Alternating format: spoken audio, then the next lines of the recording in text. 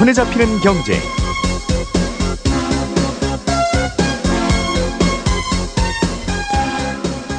안녕하십니까, 이진우입니다. 손에 잡히는 경제가 뽑은 오늘의 숫자는 700%입니다.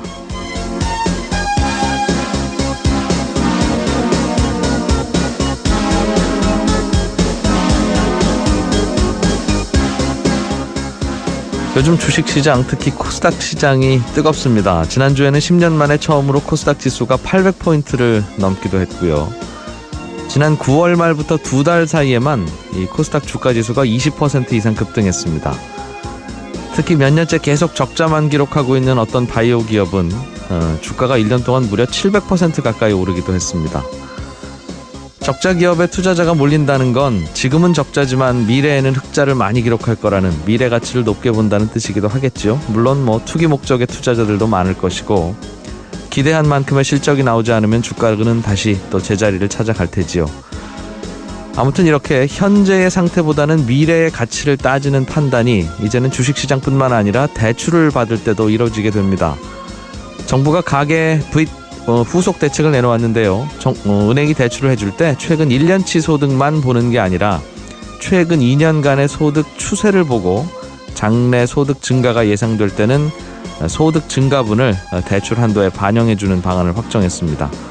쉽게 말하면 코스닥 기업처럼 지금은 적자지만 미래 가치가 높다고 판단되면 대출을 많이 해주겠다, 이 말인데요.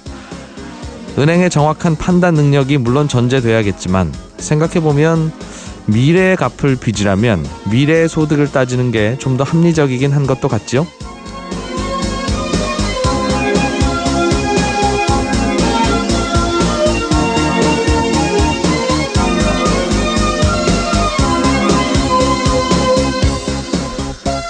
조금 전에 말씀드린 정부의 가계빚 후속 조치에 대해서 조금 궁금한 분들이 많으실 텐데, 대출 규제가 앞으로 어떻게 달라지는지 이런 게 궁금하실 텐데요. 잠시 후 뉴스 따라잡기 시간에 자세하게 알아보겠습니다. 재테크 시간에는 올해 말로 세금 혜택이 끝나는 비과세 해외 주식 펀드에 대해서 알아보겠고요. 한 청취자께서 공모주 청약에 대해서 궁금하다고 질문 보내오신 게 있습니다. 친절한 경제에서 풀어드리죠. 자, 11월 27일 손에 잡히는 경제, 광고 잠깐 들으시고 바로 시작하겠습니다.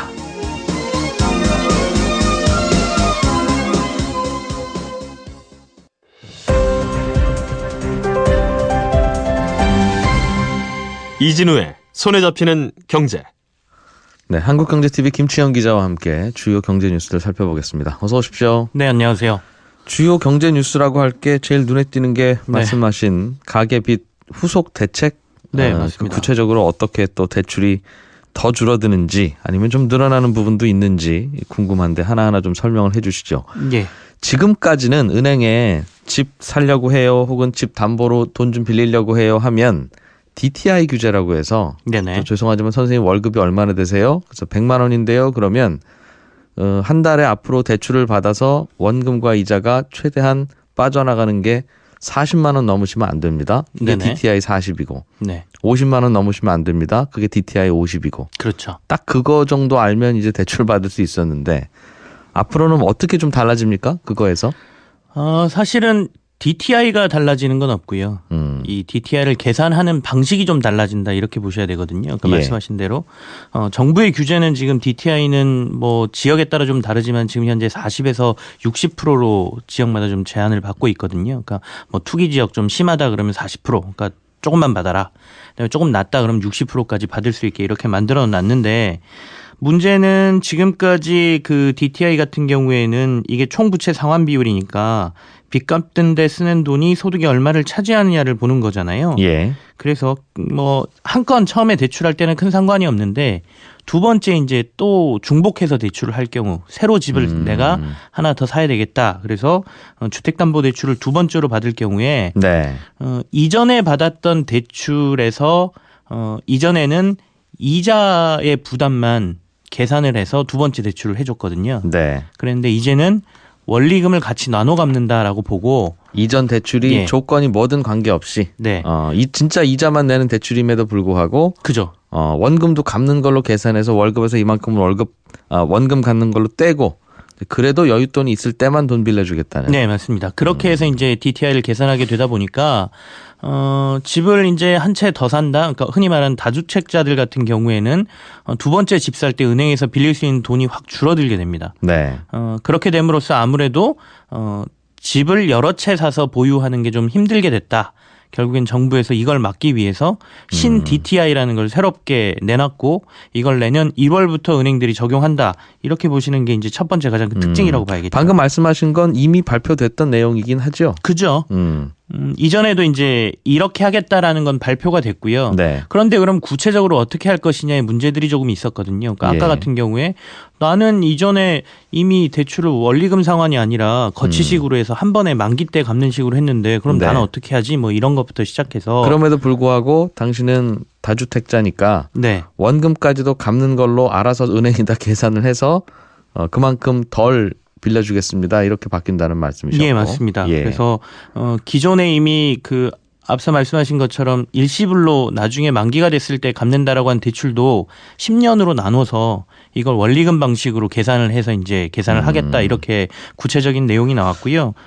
더군다나 이제 두 번째 대출을 주택담보대출을 받을 때는 원리금 만기도 사실 선택을 할 수가 있잖아요. 내가 20년 동안 원리금을 나눠서 갚을 거예요. 뭐 네. 10년에 나눠서 갚을 거예요. 30년에 나눠 갚겠다고 하면 월 상환 부담액이 적어지니 그죠. 대출 금리를 또 늘릴 수도 있었죠. 예. 근데 이번에 정부가 얘기한 거는 두 번째 주택담보대출부터는 원리금 상환의 이 기간을 15년으로 제한하겠다라고 못을 박았습니다. 그럼 그러니까 한 달에 갚아야 할 원금이 더 늘어나니 예. 이러나 저러나 대출 받기 어려워지네요. 그렇죠. 다주택자들. 대출금이 좀 줄어들죠. 그런데 이게 집을 두 채, 세 채, 네 채 사시는 분들도 물론 뭐 그분들 집이 임대주택으로 나오니까 꼭 비난할 수는 없습니다만 네네. 그분들은 좀 양보하세요라고 한다 하더라도 내가 집이 한 채 있는데 이 집을 팔고 이사를 가려고 하는데 네네. 집을 먼저 팔고 새 집을 못 사면 중간에 붕 뜨게 되니까 새 집을 먼저 사고 기존 집은 나중에 팔려고 하는 일시적 이주택자도 있을 수 있을 텐데 예. 그분들도 두 번째 담보대출 받을 때는 이런 규제가 적용되면 이분들은 두 번째 집 못 사네요? 아닙니다. 정부에서 2년 내에 내가 만약에 이제 이사 때문에 네.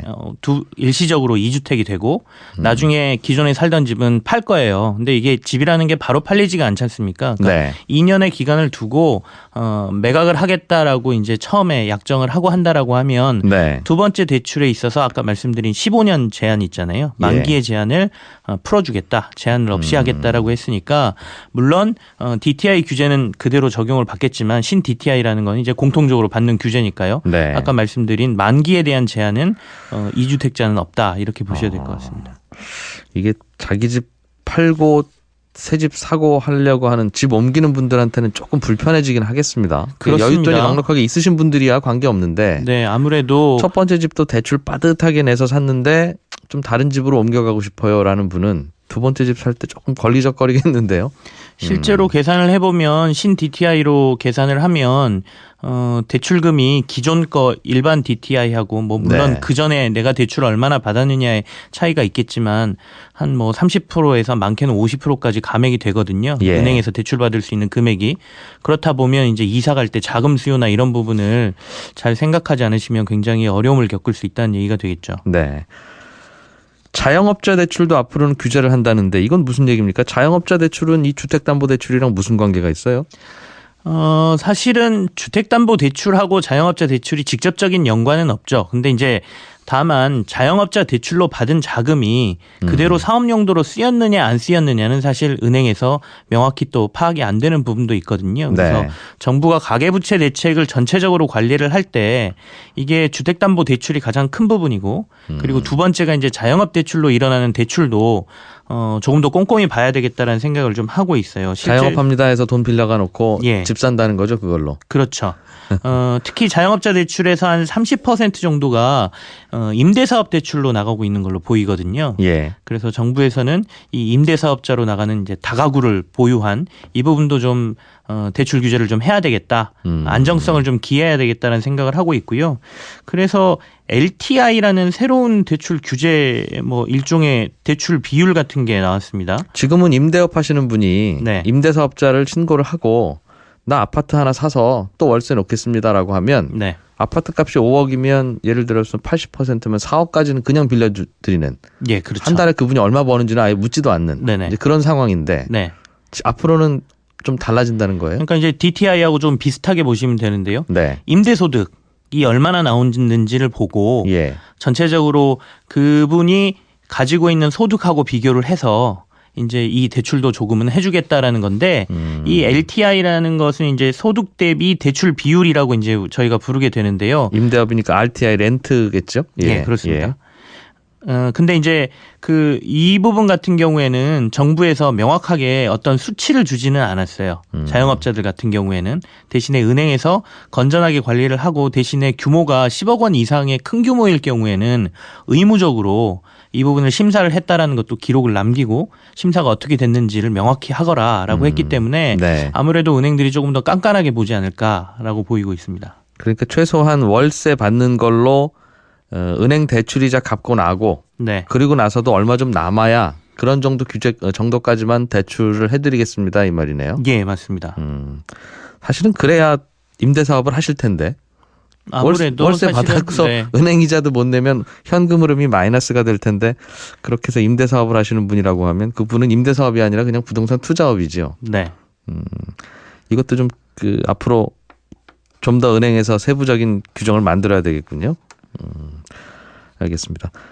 연말 다 돼가는데 슬슬 국회에서는 내년 정부가 쓸 예산안 심사를 시작을 하겠군요. 사실은 좀 진작했어야 되는 건데 예산안이야 가을쯤에 나오는 건데 그걸 네, 항상 맞습니다. 연말에 심사한다고 예. 하니까 빠듯하기도 하고 이거 가지고 싸우기도 하는 것이긴 한데요. 예. 이게 12월 2일까지 국회 통과를 해야 되거든요. 이게 헌법에 명시돼 있는 거죠. 그래야 내년에 이제 예산을 정부가 쓸 수 있기 때문에. 근데 보통 정부에서 예산을 짜고 국회로 심의를 넘겨주고 그러면 이제 예결위라고 해서 예산결산위원회라는 것을 여야가 이제 구성을 하고요. 네. 여기에서 여러 가지 항목별로 검증을 하죠. 그래서 1차 검증은 했습니다. 14일에서 25일 동안 1차 뭐 여러 가지 심사를 해서 한 6천억에서 7천억 원 정도의 감액을 했어요. 이게 296건에 대해서 이 정도 감액을 했다고 하는데요. 정작 중요한 거는 뒤에 남아있는 지금 172건이거든요. 여기가 이제 핵심 사안들이 거의 다 들어가 있습니다. 그러니까 지금 문재인 대통령이 국정과제로 추진하고 있는 뭐 최저임금제 뭐 지원하는 부분, 그러니까 네. 자영업자들이나 이런 부분들에게 내년에 지원하는 예산부터 시작해서 뭐 일자리 정책의 컨트롤 타워 역할을 하고 있는 일자리 위원회에 뭐 배정된 예산이라든지 네. 여러 가지 핵심 예산들이 있는데 이게 사실은 여야가 가장 강하게 충돌하는 부분이거든요. 그래서 이제 이번 주 일주일 동안 최종적으로 이제 한 번 더 여기서 합의를 보든지 아니면 또 문제가 생기면 결국에는 12월 2일 날까지 최종안을 못 넘기는 상황이 나올 것으로 보여요. 네. 그래서 지금 여야 3당이 이번 주에 한번 만나서 단판을 보겠다 뭐 이렇게들 얘기를 하고 있는 상황인 거죠. 손에 잡히는 경제에서도 내년에 이렇게 바뀝니다. 이런 예산 반영됐습니다. 앞으로 네. 이렇게 달라집니다. 특히 최저임금을 제대로 올려준 영세 사업자에게는 직원 한 명당 1인당 최대 13만 원씩 현금으로 드립니다. 이거 발표를 했는데 저희도 전해서 드렸는데 네. 이게 사실은 국회에서 법이 통과돼야 그렇게 되는 거지 국회에서 브레이크 걸면 또 안 되는 일이었다는 뜻이잖아요. 네, 맞습니다. 근데 이제 뭐 물론 12월 2일까지 의결이 안 된다 하더라도 뭐 다른 경비들 이런 것들은 전년도에 준해서 준 예산 체제라고 해서 이걸로 이제 정부가 집행을 할 수 있도록은 돼 있거든요. 예. 근데 신규로 편성된 예산들 같은 경우에 그러니까 아까 말씀하신 뭐 그런 예산들 같은 경우에는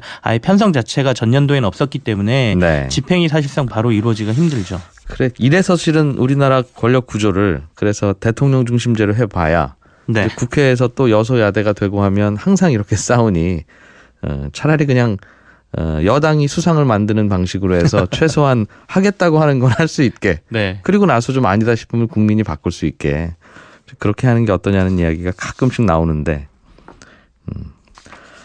광군제 블랙 프라이데이 얘기 좀 해보죠. 예, 이게 다른 나라에서 하는 인터넷 쇼핑하기 싸게 해주는 건데 네. 우리야 인터넷 쇼핑밖에 못하는 거니까 해외 업체들이 사상 최대 매출을 올렸다는 소식들이 전해지던데 우리나라에서도 이렇게 해외 물건산 직구 규모가 2조 원어치를 넘었어요? 이건 연간으로 봤을 때 올해 2조를 넘을 것 같다는 얘기고요. 네. 지금 상반기 기준으로만 봐도 우리나라에서 해외 물건들 인터넷 등으로 사들인 직구가 1조 원이 넘었습니다. 근데 이제 지금 11월하고 12월이 제일 시즌이잖아요. 그래서 이때 매출들이 엄청나게 많이 오르거든요. 그래서 올해는 당연히 지금 2조 원을 넘길 것이라는 얘기고요. 네. 2013년도에 연간 기준으로 처음으로 우리나라에서 직구 규모가 1조 원을 넘었거든요. 그러니까 4년여 만에 2배 이상 이 직구 규모가 뭐 폭증을 했다 이렇게 볼 수가 있는데 이제 문제는 그런 거죠. 그러니까 경제적인 입장에서 국가에서 봤을 때는 이 소비가 국내에서 일어나면 얼마나 좋겠냐. 뭐 파는 사람도 좋고 제조하는 사람도 좋고 이게 임금으로 가면 또 소비도 늘고 네. 뭐 이런 건데 사실 소비자 입장에서 물건을 딱 보고 있으면 가격 차이가 50% 이상 나면 이건 네. 저쪽으로 살 수밖에 없는 거잖아요. 그래서 왜 우리나라에서는 이렇게 세일을 못할까 이런 얘기들이 지금 나오고 있는 것이죠. 왜 못한답니까? 우리나라는 그만큼. 그러니까 심지어는 우리나라에서 만든 제품이에요. 우리나라 네. 가전회사가 만든 TV 뭐 가전제품들이 그죠. 미국에서 파는데 우리나라보다 훨씬 더 싸요. 네. 배 타고 왔다 갔다 하는데. 네. 그럼 도대체 저 배값은 누가 내주는 거예요?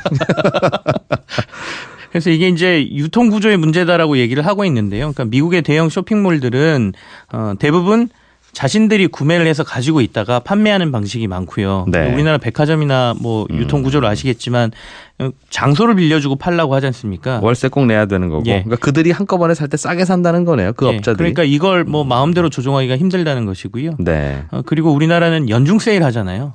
그러다 보니까 연말에 대규모 세일도 좀 힘든데 미국이나 이런 데는 올해 끝나면 내년 거 블랙 프라이데이 수요를 벌써 준비해서 내년 걸 연말에 세일을 하거든요. 뭐 이런 거부터 제조회사들이 조금 뭐 독점적으로 하고 있기 때문에 제조사들이 굳이 우리나라에서 이렇게 세일 안 해도 네. 장사할 수 있다. 뭐 이런 품목들도 좀 있는 것 같고요. 한국경제TV 김치영 기자였습니다. 고맙습니다. 네, 감사합니다. 알아야 될 것들 많이 안내를 해주고 눈높이에 딱 맞는 만인의 경제 과외 선생님. 다음 순서는 친절한 경제입니다. 오늘은 청취자 최우진 씨가 얼마 전에 어떤 회사가 주식시장에 새로 상장할 때 그 주식을 공모를 했는데 그 주식 받으려는 청약 경쟁률이 300대 1을 넘었다고 하더라. 그럼 그 주식은 어떻게 추첨을 해서 나눠주는 거예요? 어떤 식으로 배분을 해줍니까? 300대 1인데 이런 질문을 주셨어요. 이 공모주라고 하는 건요. 이제 곧 주식시장에 상장을 하려고 하는데 혹시 이 회사 주식 사고 싶은 분 있으시면 손드세요. 이렇게 해서 손든 분들에게 주식을 파는 겁니다. 어떤 회사의 주식을 주식시장에 상장한다는 건 이제부터 그 회사 주식을 일반인들도 누구나 사고 팔 수 있게 한다는 뜻인데요. 그런데 그 회사 주식을 누구나 살 수 있게 하려면 그 회사 주식을 파는 사람이 있어야 사는 사람도 있지 않겠습니까? 주식시장에 그래서 상장을 한 다음에 이제 주식을 회사에서 매일 10주씩 찍어서 주식시장에 하루하루 내다 팔아도 되기는 하지만 그러면 번거롭잖아요. 그래서 아예 상장을 하는 날 수십만 주, 수백만 주를 일반인들에게 일제히 팝니다. 그렇게 사셔서 앞으로 그걸 이제 사고 팔고 하시라는 거죠. 그렇게 한꺼번에 주식을 내다 파는 걸 공모주라고 하고 그 주식을 사는 걸 공모주 청약이라고 하는데요. 쉽게 말하면 지금까지는 주식시장에서 거래 안 되던 주식을 이제 새로 처음 거래가 시작될 때 그때 사는 겁니다. 그런데 대개 아파트도 분양가보다 실제 거래 가격이 높은 경우가 더 많듯이 주식의 공모가도 대개는 조금 싸게 책정되는 경우가 많아서 인기 있는 주식은 뭐 서로 사려고 경쟁을 하거든요. 근데 만약 그게 주식이 아니라 아파트였다면 경쟁률이 300대 1 정도 되면 이제 청약 통장 오래 갖고 계셨던 분들이나 뭐 저소득자나 자녀 많은 분들이나 이런 기준으로 우대를 해서 당첨자를 골라내는데 주식은 그런 기준 없이 그냥 경쟁률을 바로 적용해서 나눠줍니다. 즉 경쟁률이 100대 1이면 100만 원어치 신청하신 분은 만 원어치 주식 받아가는 거고요. 200만 원어치 신청하신 분은 2만 원어치 받아가는 그런 방식입니다. 이 공모주 청약의 경쟁률은 대학 입시 원서 접수하는 것처럼 접수 마지막 날까지 청약을 받아봐야 아는 거라서 한 주라도 더 받고 싶은 분들은 뭐 여기저기 돈 끌어다가 신청하는 경우도 많습니다. 다만 이것도 모든 사람들에게 다 무조건 평등하게 배정되는 건 아니고요. 그 안을 들여다보면 펀드에는 좀 더 배정을 많이 해줍니다. 또 평소에 증권사에서 거래를 어느 정도 하신 고객들에게는 조금 더 주기도 하고요. 그래서 뭐 공모주 많이 받으시려면 공모주 펀드에 아예 가입하는 분도 계시고 또 생전 처음 가는 증권사인데 저기서만 공모주를 팔면 그 증권사에서 거래 실적 쌓느라고 괜히 사고 팔고 하기도 하고 예 그런 경우도 있습니다. 친절한 경제였습니다.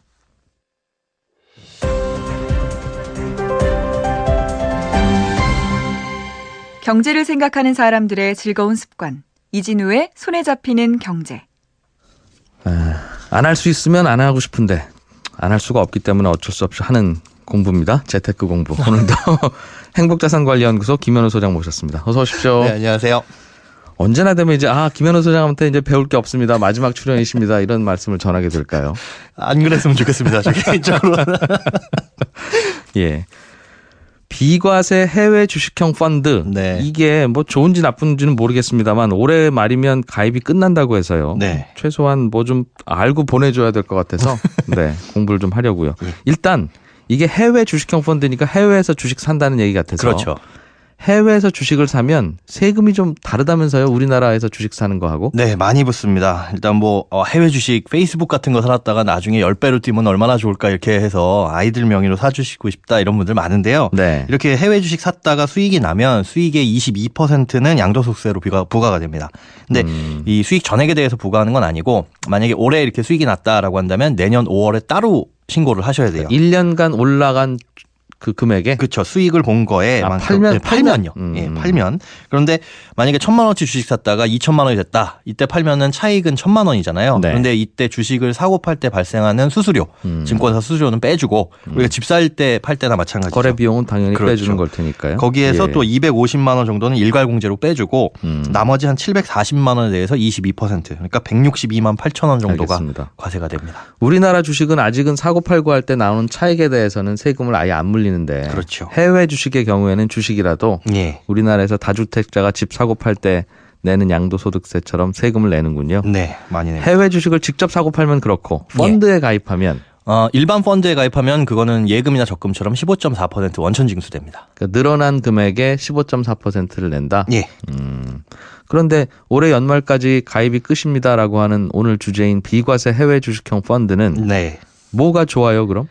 일단 거기서 발생하는 대부분의 세금은 면제를 해주고 15.4% 아까 부과된다라고 말씀드렸잖아요. 네. 그 부분을 비과세를 해주는데 이 안에를 잘 들여다보면 사실 주식 매매 차익으로만 발생하는 소득뿐만이 아니라 네. 환차익, 그러니까 환율의 변동에 따라서 발생할 수 있는 이익 이 예. 부분에 대해서도 세금을 면제를 해주고 다만 채권이 일부 섞여 있기도 해요. 일부 펀드는 그 채권에 예. 대한 세금, 채권 이자에 대한 세금이라든가 뭐 주식에 대한 배당 이런 부분에 대한 차익에 대한 세금은 면제는 안 해줍니다. 근데 그거는 아주 미미한 부분이니까. 그렇죠. 해외 주식형 펀드인데 채권을 담아봐야 뭐 얼마나 담았겠으며. 네. 그게 목적은 아니니까요. 또 맞습니다. 거기에 붙는 이자 해봐야 또 뭐 얼마나 붙겠습니까? 채권에서.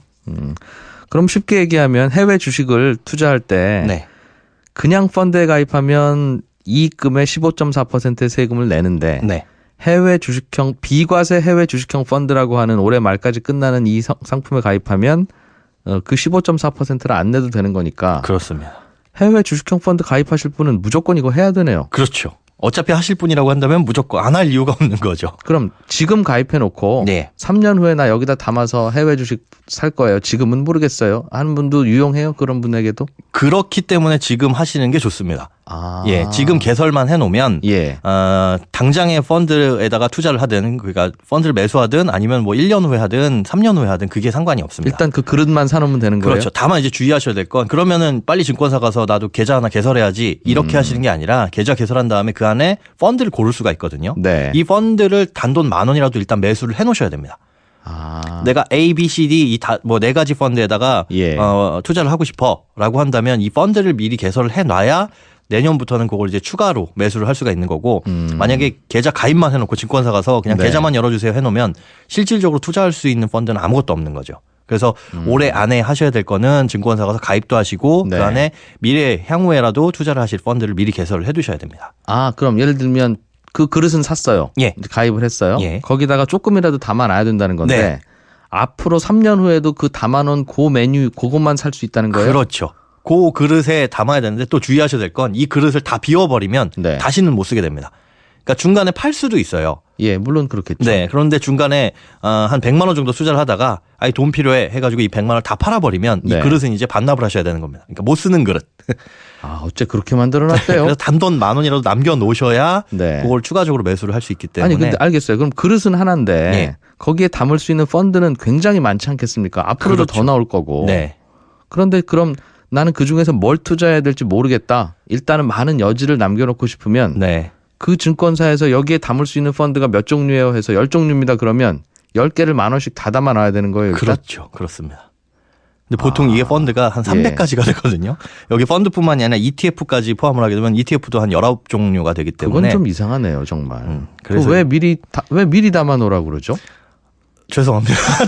제가 그런 건 아니라서. 근데 이게 펀드의 매수 개념이기 때문에 네. 일단 한번 매수를 해놓고 추가로 매수를 해라 이렇게 되어 있어서 계좌 개설만으로는 가가지고 이제 등록만 하는 개념이라. 네. 그러면 지금 이미 나는 그거 알고 다 계좌를 만들어 놨습니다라는 분도 네. 이 그릇에다가 내년에 다른 펀드가 좋은 게 나와서 그걸 담으려고 하면 안 되죠. 안 되고 네. 지금 이 그릇에 내가 담아놓은 펀드만 다음에 또 살 수 있다? 네, 맞습니다. 그래서 지금 현존하는 펀드 중에서만 고를 수 있다. 앞으로 향후 10년이라도 네. 그렇게 보시면 되죠. 그건 정말 너무합니다. 아무튼 규정은 그렇게 되어 있다 하니 예. 우리는 일단 공부는 그렇게 하고 네네. 알겠습니다. 그럼 일단 그릇은 만들어 놓으라 이 말이네요. 예, 맞습니다. 어디 가면 만들 수 있어요? 뭐 증권사나 은행, 뭐 온라인 펀드 슈퍼마켓 이런 데 다 가면 만들 수가 있는데 증권사가 아무래도 다양합니다. 그 펀드의 종류가 아까 300여 종이라고 말씀드렸는데 그런 것들 다양하게 고르려면 증권사가 좋고요. 다양하면 뭐해요? 추천을 지금 담아놓은 것들만 앞으로 살 수 있다면서. 네. 근데 보통 우리가 펀드를 고를 때요. 새로 네. 나온 펀드보다는 과거 수익률, 운용 수익률이 괜찮은 그리고 설정액도 충분히 있는 펀드들을 고르는 게 아무래도 안정적이기 때문에 신규 펀드보다는 기존에 잘 나갔던 펀드들 이런 거 한 4-5가지 추천받는 게 좋을 것 같고요. 혹시나 펀드에 대해서 공부를 하고 나는 내가 기존에 또 해외 주식형 펀드를 하고 있어. 네. 요거 그대로 한번 해보고 싶다라고 하시는 분들은 그냥 집에서 비대면 계좌 개설이라고 해가지고 신분증 사진만 찍어 보내면 집에서도 만들 수 있기 때문에 굳이 증권사 방문하실 필요는 없을 것 같습니다. 비과세 해외 주식형 펀드라는 계좌를 집에서도 만들 수 있다. 그렇습니다. 만들어 놓고 기존에 해외 투자하고 있는 걸 거기다 담을 수도 있어요? 그럴 수는 없습니다. 기존에 하고 있던 걸 담을 수는 없고 이 계좌 안에 새로 개설을 해야 되기 때문에 기존에 만약에 주식형 펀드를 하고 있다라고 해도 이걸 담거나 아니면 네. 뭐 변경을 하거나 이럴 수는 없습니다. 참 까다로운 녀석이군요. 그리고 알겠습니다. 한도도 있습니다. 한도? 예. 1인당 최대 3천만 원까지. 그러니까 뭐 A증권사, B증권사, C증권사 다 돌아다니면서 개설을 해도 예. 통산 3천만 원이기 때문에 원금 3천만 원까지만 투자할 수 있다 이렇게 보시면 되죠. 그럼 이거를 굳이 왜 하나 이런 생각은 들긴 하는데 했다가 이익될 만한 걸 가만히 생각해 보면 예. 3천만 원어치를 내년이든 내후년이든 혹은 지금이든 펀드 투자를 해서 그렇죠. 이게 아주 운 좋게 6천만 원이 됐다고 상상을 하면 네. 이 그릇을 안 만들었으면 그 차액 3천만 원어치에 대해서는 15.4% 세금을 낼 텐데 그렇죠. 약 한 4,500만 원 정도. 네. 여기다 다행히 넣어놨으면 그걸 안 낸다는 거네요. 네, 맞습니다. 알겠습니다. 그릇 만드는 게 중요한 게 아니라 그 안에다가 도대체 무슨 메뉴를 내가 미리 먹겠다고 담아놔야 되는지 예. 그게 참 고민이겠네요. 맞습니다. 사실은 중요한 게 그겁니다. 이제 가서 어떤 펀드, 어떤 음식을 먹겠다고 메뉴를 만들어 놓느냐, 그게 중요하고. 네. 여러 군데 증권사에서 뭐 하시는 분들도 계세요. 그런데 그렇게 하실 때 유의하셔야 될 점은 증권사별로 이제 한도가 설정이 되거든요. 네. 그러니까 A증권사 가서는 1,000만 원, B증권사 가서는 1,000만 원, 뭐 C증권사 가서 1,000만 원 이렇게. 아예 가입할 때도 한도를 정해놔야 돼요. 네. 그 한도 아. 내에서만 가능합니다. 그러니까 여러 증권사 가게 되면 오히려 그게 더 복잡해질 수가 있어서 미리 딱 골라놨다. 그럼 올해 안에는 그 한도 조정이 가능한데 내년부터는 그것도 불가능합니다. 그릇 사이즈도 정해서 사야 되는데 예. 내가 내후년에 사고 싶어하는 펀드를 A증권사가 아니라 B증권사에서만 팔면 예. A증권사 그릇 비우고 B증권사로 갈래요? 이것도 안 된다는 그것도 거고. 올해 안에만 그게 조정이 되고 내년에는 그 조정이 안 되니까 올해 안에 하실 때 그걸 좀 신중하게 선택을 하셔야 됩니다. 네. 이게 화나는데 가입 안 해버릴까 싶긴 한데. 그래도 좋은 점이 이게 네. 10년 동안은 비과세니까 보험처럼 뭐 10년을 유지해야 된다 이런 건 아니거든요. 예. 그러니까 10년 안에 수익이 나면 개인적으로 뭐 중간에 환매를 하든 뭐 하든 좀 자유롭기 때문에 일단 해두셨다가 나중에 선택을 하셔도 괜찮을 것 그러게요. 같아요. 또 일단 해두면 또 해외 투자에 관심은 갖게 되고 여러 가지 공부가 되는 게 좋긴 한데 네. 요즘은 원화가 자꾸 강세가 되는 분위기잖아요. 네. 그 말은 달러 가격이 자꾸 떨어지고 있다는 싸신다. 뜻이고 그렇죠. 그리고 이게 계속 될 가능성이 높다고 보면 지금 미국 주식 사놨다가 예. 그 주식은 10% 오르더라도 네. 달러 가격이 10% 떨어지면 그러면 그렇죠. 그래서 요즘 해외 투자 시작할 때인가 하는 생각은 들기는 합니다. 네, 만약에 그게 걱정되면 이걸 네. 환해지라고 합니다. 환율의 변동에는 손해도 없고 이익도 없는 그렇게 네. 환해지가 된 펀드들을 고르시면 그 달러 변동, 환율 변동에 따른 위험은 없다라고 보시면 되죠. 그렇긴 하죠. 예. 근데 또 알아보면 요즘처럼 달러 가격이 떨어질 것 같은 분위기에서 환해지를 하러 가면 예. 환해지 비용에 그 분위기가 다 이미 다 반영이 되어 있어서 네. 그 비용이나 비슷하더군요. 예. 공부 잘했습니다. 고맙습니다. 네, 고맙습니다. 행복자산관리연구소 김현우 소장이었습니다.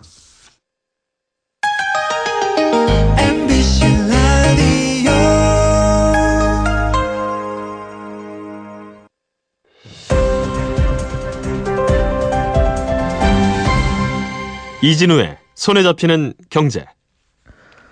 자동차를 살 때 그냥 할부로 사건 현금으로 사건 과거에는 두 가지 방법이었는데요. 이제는 중고차 보장 할부 제도라고 하는 게 새로 나온 모양입니다. 이게 새 차를 사서 타다가 나중에 팔 때 지금은 도대체 중고차 값을 얼마나 받을 수 있을지 아무도 모르는데 처음에 아예 살 때 중고차 가격을 딱 정해놓고 그 가격에 자동차 회사에 다시 되파는 그런 개념인데요.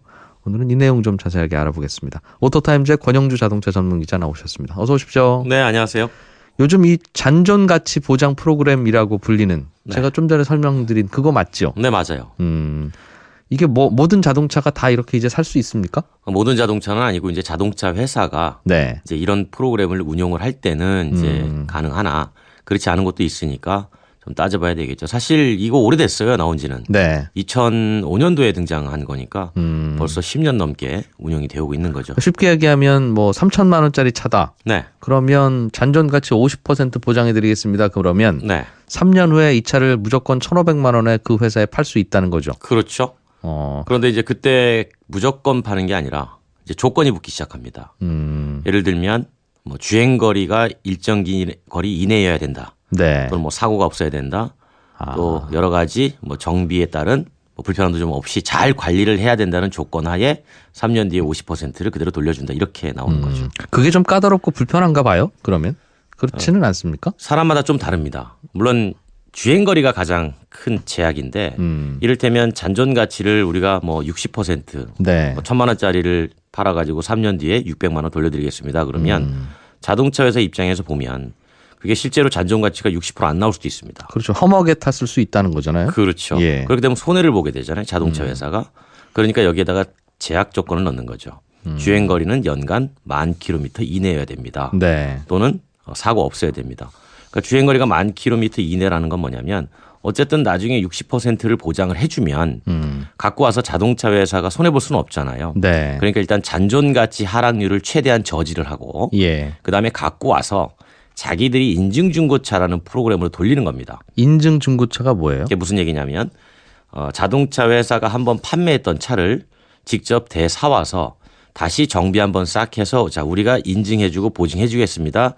이게 믿을 만한 중고차니까 우리 거 한번 사시죠.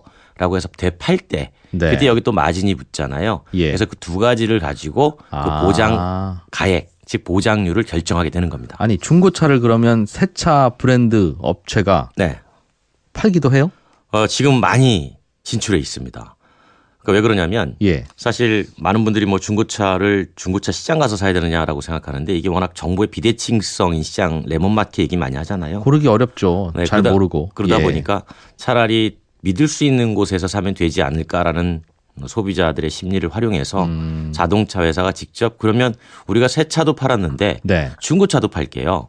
우리가 파는 중고차는 우리가 좋은 서비스를 가지고 있으니까 예. 정비를 말끔 해놨습니다. 네. 그리고 보증 수리도 1년 또는 2만 킬로미터까지 해주겠습니다라고 해서 파는데 일반적인 거래보다는 아무래도 가격이 비싸죠. 조금은 높겠는데 그렇죠. 어디 가면 살 수 있어요? 예를 들면 현대차 소나타를 네. 새 차 사려면 현대차 대리점 가서 말씀드리면 되잖아요. 지금 현재 국산차는 인증중고차 제도를 잘 하지 않고 있고요. 그렇겠어요. 네, 수입사들은 거의 대부분 하고 있다고 보시면 되죠. 그럼 수입차 대리점 가서 네.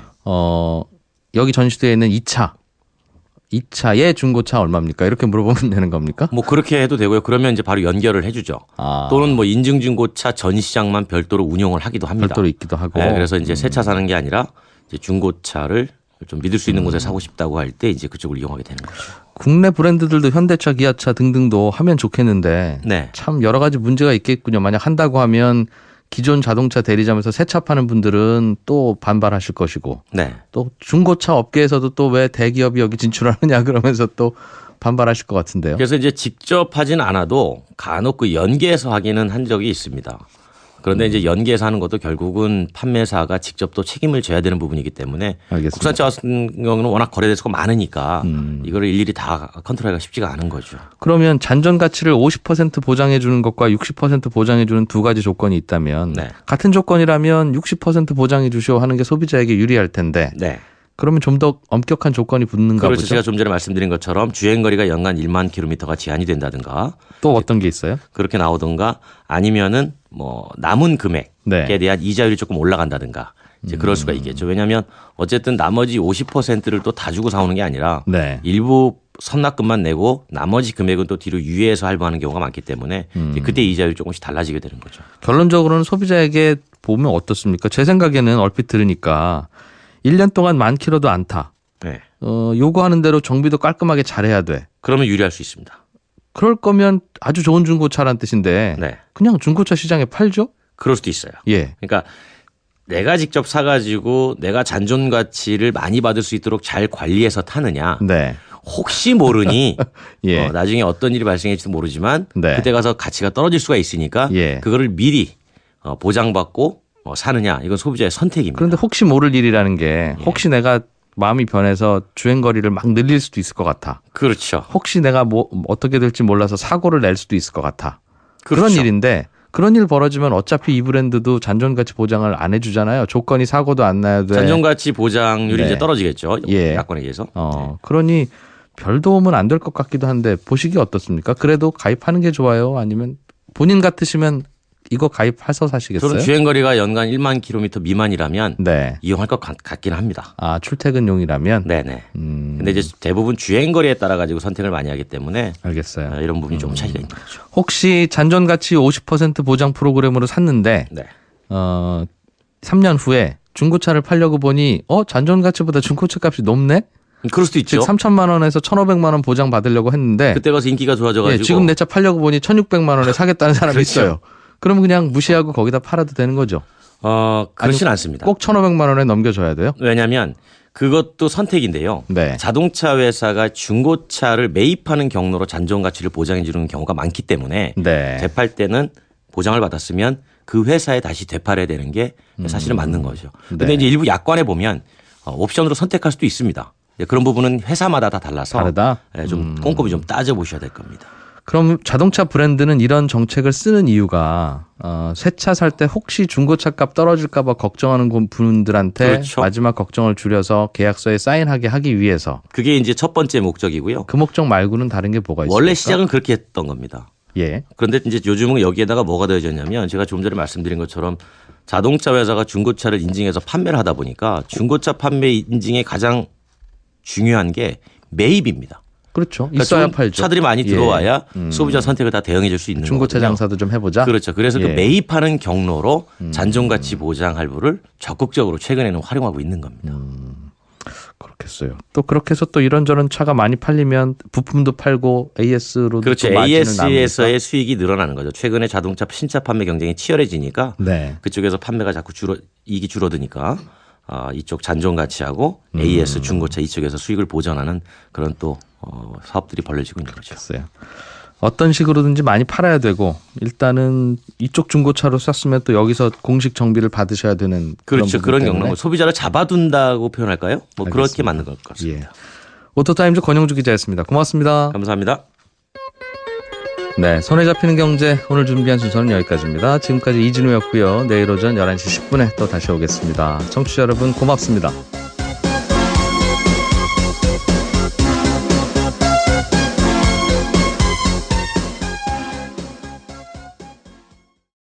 거든요. 예. 은행에서 대출받을 수 있는 금액이. 그렇다 보면 이제 이사 갈 때 자금 수요나 이런 부분을 잘 생각하지 않으시면 굉장히 어려움을 겪을 수 있다는 얘기가 되겠죠. 네.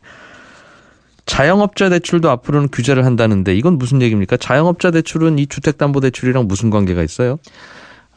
사실은 주택담보대출하고 자영업자 대출이 직접적인 연관은 없죠. 근데 이제 다만 자영업자 대출로 받은 자금이 그대로 사업 용도로 쓰였느냐 안 쓰였느냐는 사실 은행에서 명확히 또 파악이 안 되는 부분도 있거든요. 그래서 네. 정부가 가계부채 대책을 전체적으로 관리를 할 때 이게 주택담보대출이 가장 큰 부분이고 그리고 두 번째가 이제 자영업 대출로 일어나는 대출도 조금 더 꼼꼼히 봐야 되겠다라는 생각을 좀 하고 있어요. 자영업합니다 해서 돈 빌려가 놓고 예. 집 산다는 거죠, 그걸로. 그렇죠. 특히 자영업자 대출에서 한 30% 정도가 임대사업 대출로 나가고 있는 걸로 보이거든요. 예. 그래서 정부에서는 이 임대사업자로 나가는 이제 다가구를 보유한 이 부분도 좀 대출 규제를 좀 해야 되겠다. 안정성을 좀 기해야 되겠다는 생각을 하고 있고요. 그래서 LTI라는 새로운 대출 규제 뭐 일종의 대출 비율 같은 게 나왔습니다. 지금은 임대업 하시는 분이 네. 임대사업자를 신고를 하고 나 아파트 하나 사서 또 월세 놓겠습니다라고 하면 네. 아파트 값이 5억이면 예를 들어서 80%면 4억까지는 그냥 빌려드리는 예, 그렇죠. 한 달에 그분이 얼마 버는지는 아예 묻지도 않는 네네. 이제 그런 상황인데 네. 앞으로는 좀 달라진다는 거예요? 그러니까 이제 DTI하고 좀 비슷하게 보시면 되는데요. 네. 임대소득이 얼마나 나오는지를 보고 예. 전체적으로 그분이 가지고 있는 소득하고 비교를 해서 이제 이 대출도 조금은 해주겠다라는 건데 이 LTI라는 것은 이제 소득 대비 대출 비율이라고 이제 저희가 부르게 되는데요. 임대업이니까 RTI 렌트겠죠? 예, 그렇습니다. 근데 이제 이 부분 같은 경우에는 정부에서 명확하게 어떤 수치를 주지는 않았어요. 자영업자들 같은 경우에는 대신에 은행에서 건전하게 관리를 하고 대신에 규모가 10억 원 이상의 큰 규모일 경우에는 의무적으로 이 부분을 심사를 했다라는 것도 기록을 남기고 심사가 어떻게 됐는지를 명확히 하거라라고 했기 때문에 네. 아무래도 은행들이 조금 더 깐깐하게 보지 않을까라고 보이고 있습니다. 그러니까 최소한 월세 받는 걸로 은행 대출이자 갚고 나고 네. 그리고 나서도 얼마 좀 남아야 그런 정도 규제 정도까지만 대출을 해드리겠습니다 이 말이네요. 예, 맞습니다. 사실은 그래야 임대사업을 하실 텐데 아무래도 월세 사실은, 받아서 네. 은행 이자도 못 내면 현금 흐름이 마이너스가 될 텐데 그렇게 해서 임대사업을 하시는 분이라고 하면 그분은 임대사업이 아니라 그냥 부동산 투자업이죠. 네. 이것도 좀 앞으로 좀 더 은행에서 세부적인 규정을 만들어야 되겠고. 네, 이미 대출을 원리금 상환이 아니라 거치식으로 해서 한 번에 만기 때 갚는 식으로 했는데 그럼 네. 나는 어떻게 하지? 뭐 이런 것부터 시작해서 그럼에도 불구하고 당신은 다주택자니까 네. 원금까지도 갚는 걸로 알아서 은행에다 계산을 해서 그만큼 덜 빌려주겠습니다. 이렇게 바뀐다는 말씀이셨고. 예, 맞습니다. 예. 그래서 기존에 이미 앞서 말씀하신 것처럼 일시불로 나중에 만기가 됐을 때 갚는다라고 한 대출도 10년으로 나눠서 이걸 원리금 방식으로 계산을 해서 이제 계산을 하겠다 이렇게 구체적인 내용이 나왔고요. 더군다나 이제 두 번째 대출을 주택담보대출을 받을 때는 원리금 만기도 사실 선택을 할 수가 있잖아요. 내가 20년 동안 원리금을 나눠서 갚을 거예요. 뭐 네. 10년에 나눠서 갚을 거예요. 30년에 나눠 갚겠다고 하면 월 상환 부담액이 적어지니 그죠. 대출 금리를 또 늘릴 수도 있었죠. 예. 근데 이번에 정부가 얘기한 거는 두 번째 주택담보대출부터는 원리금 상환의 이 기간을 15년으로 제한하겠다라고 못을 박았습니다. 그러니까 한 달에 갚아야 할 원금이 더 늘어나니 예. 이러나 저러나 대출 받기 어려워지네요. 그렇죠. 다주택자들은. 대출금이 좀 줄어들죠. 그런데 이게 집을 두 채, 세 채, 네 채 사시는 분들도 물론 뭐 그분들 집이 임대주택으로 나오니까 꼭 비난할 수는 없습니다만 네네. 그분들은 좀 양보하세요라고 한다 하더라도 내가 집이 한 채 있는데 이 집을 팔고 이사를 가려고 하는데 네네. 집을 먼저 팔고 새 집을 못 사면 중간에 붕 뜨게 되니까 새 집을 먼저 사고 기존 집은 나중에 팔려고 하는 일시적 이주택자도 있을 수 있을 텐데 예. 그분들도 두 번째 담보대출 받을 때는 이런 규제가 적용되면 이분들은 두 번째 집 못 사네요? 아닙니다. 정부에서 2년 내에 내가 만약에 이제 이사 때문에 네. 일시적으로 2주택이 되고 나중에 기존에 살던 집은 팔 거예요. 근데 이게 집이라는 게 바로 팔리지가 않지 않습니까? 그러니까 네. 2년의 기간을 두고 매각을 하겠다라고 이제 처음에 약정을 하고 한다라고 하면 네. 두 번째 대출에 있어서 아까 말씀드린 15년 제한이 있잖아요. 만기의 제한을 풀어주겠다. 제한을 없이 하겠다라고 했으니까 물론 DTI 규제는 그대로 적용을 받겠지만 신 DTI라는 건 이제 공통적으로 받는 규제니까요. 네. 아까 말씀드린 만기에 대한 제한은 2주택자는 없다. 이렇게 보셔야 될 것 같습니다.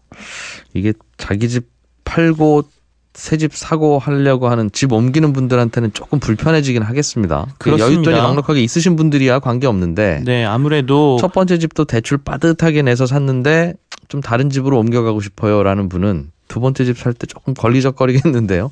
실제로 계산을 해보면 신 DTI로 계산을 하면 대출금이 기존 거 일반 DTI하고 뭐 물론 네. 그 전에 내가 대출을 얼마나 받았느냐의 차이가 있겠지만 한 뭐 30%에서 많게는 50%까지 감액이 되고.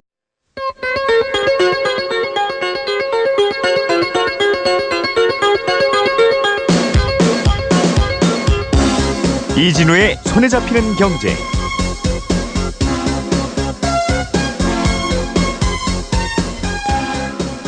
안녕하십니까, 이진우입니다. 손에 잡히는 경제가 뽑은 오늘의 숫자는 700%입니다.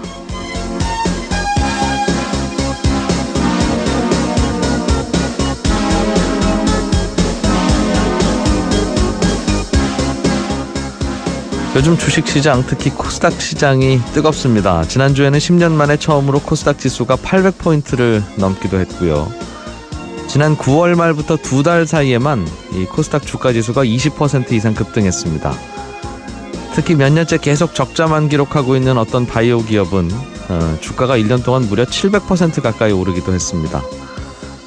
적자 기업에 투자자가 몰린다는 건 지금은 적자지만 미래에는 흑자를 많이 기록할 거라는 미래 가치를 높게 본다는 뜻이기도 하겠죠. 물론 뭐 투기 목적의 투자자들도 많을 것이고 기대한 만큼의 실적이 나오지 않으면 주가는 다시 또 제자리를 찾아갈 테지요. 아무튼 이렇게 현재의 상태보다는 미래의 가치를 따지는 판단이 이제는 주식시장뿐만 아니라 대출을 받을 때도 이루어지게 됩니다. 정부가 가계 후속 대책을 내놓았는데요. 은행이 대출을 해줄 때 최근 1년치 소득만 보는 게 아니라 최근 2년간의 소득 추세를 보고 장래 소득 증가가 예상될 때는 소득 증가분을 대출 한도에 반영해주는 방안을 확정했습니다. 쉽게 말하면 코스닥 기업처럼 지금은 적자지만 미래 가치가 높다고 판단되면 대출을 많이 해주겠다 이 말인데요. 은행의 정확한 판단 능력이 물론 전제돼야겠지만 생각해보면 미래에 갚을 빚이라면 미래의 소득을 따지는 게 좀 더 합리적이긴 한 것도 같지요?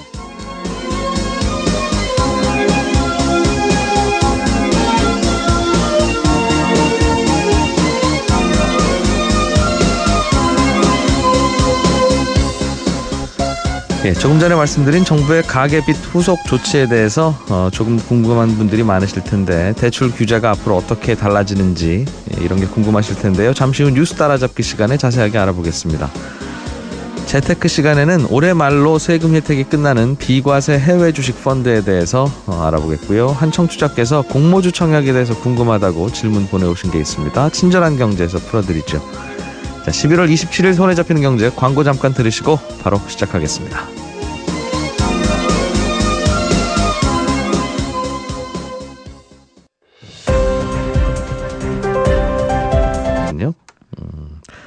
알겠습니다. 연말 다 돼가는데 슬슬 국회에서는 내년 정부가 쓸 예산안 심사를 시작을 하겠군요. 사실은 좀 진작했어야 되는 건데 예산안이야 가을쯤에 나오는 건데 그걸 네, 항상 연말에 심사한다고 예. 하니까 빠듯하기도 하고 이거 가지고 싸우기도 하는 것이긴 한데요. 예. 이게 12월 2일까지 국회 통과를 해야 되거든요. 이게 그 헌법에 명시돼 있는 거죠. 그래야 내년에 이제 예산을 정부가 쓸 수 있기 때문에. 근데 보통 정부에서 예산을 짜고 국회로 심의를 넘겨주고 그러면 이제 예결위라고 해서 예산결산위원회라는 것을 여야가 이제 구성을 하고요. 네. 여기에서 여러 가지 항목별로 검증을 하죠. 그래서 1차 검증은 했습니다. 14일에서 25일 동안 1차 뭐 여러 가지 심사를 해서 한 6천억에서 7천억 원 정도의 감액을 했어요. 이게 296건에 대해서 이 정도 감액을 했다고 하는데요. 정작 중요한 거는 뒤에 남아있는 지금 172건이거든요. 여기가 이제 핵심 사안들이 거의 다 들어가 있습니다. 그러니까 지금 문재인 대통령이 국정과제로 추진하고 있는 뭐 최저임금제 뭐 지원하는 부분, 그러니까 네. 자영업자들이나 이런 부분들에게 내년에 지원하는 예산부터 시작해서 뭐 일자리 정책의 컨트롤 타워 역할을 하고 있는 일자리 위원회에 뭐 배정된 예산이라든지 네. 여러 가지 핵심 예산들이 있는데 이게 사실은 여야가 가장 강하게 충돌하는 부분이거든요. 그래서 이제 이번 주 일주일 동안 최종적으로 이제 한 번 더 여기서 합의를 보든지 아니면 또 문제가 생기면 결국에는 12월 2일 날까지 최종안을 못 넘기는 상황이 나올 것으로 보여요. 네. 그래서 지금 여야 3당이 이번 주에 한번 만나서 단판을 보겠다 뭐 이렇게들 얘기를 하고 있는 상황인 거죠. 손에 잡히는 경제에서도 내년에 이렇게 바뀝니다. 이런 예산 반영됐습니다. 앞으로 네. 이렇게 달라집니다. 특히 최저임금을 제대로 올려준 영세 사업자에게는 직원 한 명당 1인당 최대 13만 원씩 현금으로 드립니다. 이렇게 발표를 했는데 저희도 전해서 드렸는데 네. 이게 사실은 국회에서 법이 통과돼야 그렇게 되는 거지 국회에서 브레이크 걸면 또 안 되는 일이었다는 뜻이잖아요. 네, 맞습니다. 근데 이제 뭐 물론 12월 2일까지 의결이 안 된다 하더라도 뭐 다른 경비들 이런 것들은 전년도에 준해서 준 예산 체제라고 해서 이걸로 이제 정부가 집행을 할 수 있도록은 돼 있거든요. 예. 근데 신규로 편성된 예산들 같은 경우에 아까 말씀하신 뭐 그런 예산들 같은 경우에는 아예 편성 자체가 전년도에는 없었기 때문에 네. 집행이 사실상 바로 이루어지기가 힘들죠. 그래 이래서 실은 우리나라 권력 구조를 그래서 대통령 중심제로 해봐야 네. 국회에서 또 여소야대가 되고 하면 항상 이렇게 싸우니 차라리 그냥 여당이 수상을 만드는 방식으로 해서 최소한 하겠다고 하는 건 할 수 있게 네. 그리고 나서 좀 아니다 싶으면 국민이 바꿀 수 있게 그렇게 하는 게 어떠냐는 이야기가 이진우의 손에 잡히는 경제. 네, 한국경제TV 김치영 기자와 함께 주요 경제 뉴스들 살펴보겠습니다. 어서 오십시오. 네, 안녕하세요. 주요 경제 뉴스라고 할 게 제일 눈에 띄는 게 말씀하신 가계빚 후속 대책. 네, 맞습니다. 구체적으로 어떻게 또 대출이 더 줄어드는지 아니면 좀 늘어나는 부분도 있는지 궁금한데 하나하나 좀 설명을 해 주시죠. 예.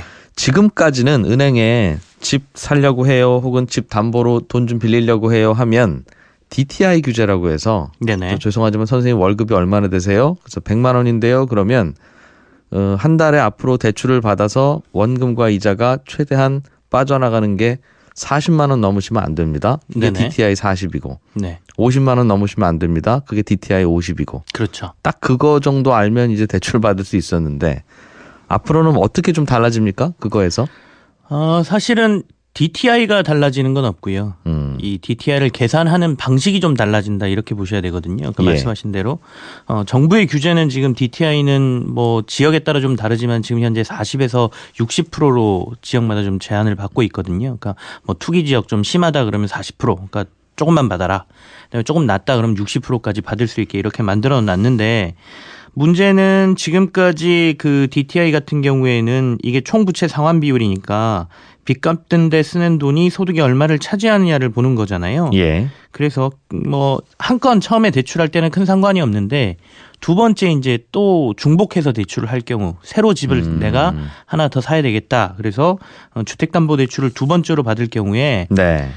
이전에 받았던 대출에서 이전에는 이자의 부담만 계산을 해서 두 번째 대출을 해줬거든요. 네. 그런데 이제는 원리금을 같이 나눠 갚는다라고 보고 이전 대출이 예. 조건이 뭐든 관계없이 네.